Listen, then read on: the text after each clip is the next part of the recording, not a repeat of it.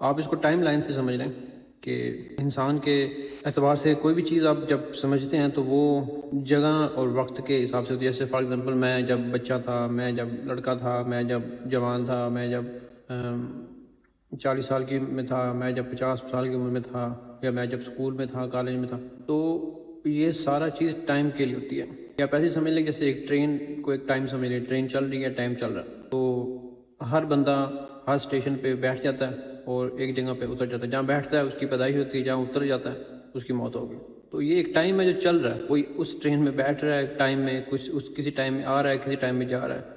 تو یہ ٹائم ہی اللہ کی مخلوق ہے. تو اللہ تو اس سارے سائیکل سے ہی باہر ہے. ہم جب کہتے ہیں اللہ کو سب پتہ ہے، اس کا مطلب یہ ہے جو میں سمجھاؤں. اگین مطلب بڑی ہم سینسٹیو گفتگو بھی کر رہے ہیں. اگر کسی کو لگتا ہے کہ میں کچھ غلط بول رہا ہوں تو مطلب بتا سکتا ہے، مسئلہ نہیں ہے، میں کریکٹ کر دوں گا. جب ہم کہتے ہیں اللہ کو سب پتہ ہے، اس کا مطلب یہ ہے کہ اللہ تو اس ٹائم سے باہر ہے نا.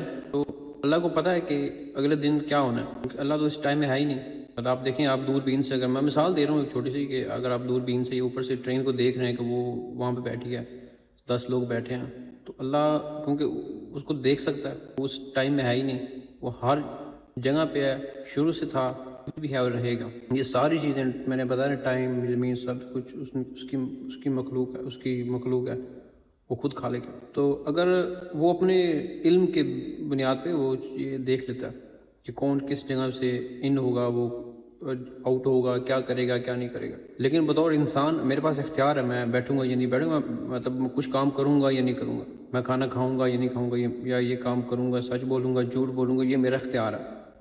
اور اسی اختیار کی جو ہے نا وہ کا امتحان لیا جائے گا قیامت کے دن.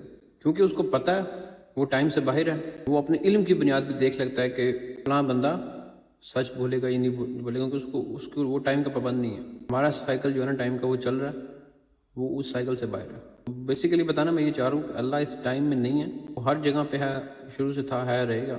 اپنے علم کی بنیاد پہ جو اس نے علم کی بنیاد پہ وہ دیکھ لیتا ہے کہ کون بندہ جو ہے وہ سچ بولے گا یا جھوٹ بولے گا، کیا کرے گا یا نہیں کرے گا، اس کے ساتھ کیا ہوگا یا نہیں ہوگا. تو اس کو پتہ ہے اپنے علم کی بنیاد پہ جو ہونا یا نہیں ہونا، اور وہ اپنے علم کی بنیاد پہ چیزیں دیکھ لیتا ہے. تو چونکہ وہ قادر بھی ہے، وہ کسی کو مطلب وہ کچھ بھی کر سکتا ہے، مطلب ظاہر ہے وہ کچھ بھی کرنا چاہے وہ کر سکتا ہے، اس کو کوئی روک نہیں سکتا. اللہ کو کون روک سکتا ہے. اس میں اور ویڈیو بناؤں گا جو بھی میرے اس میں میں نے ریسرچ کیا تھوڑی بہت.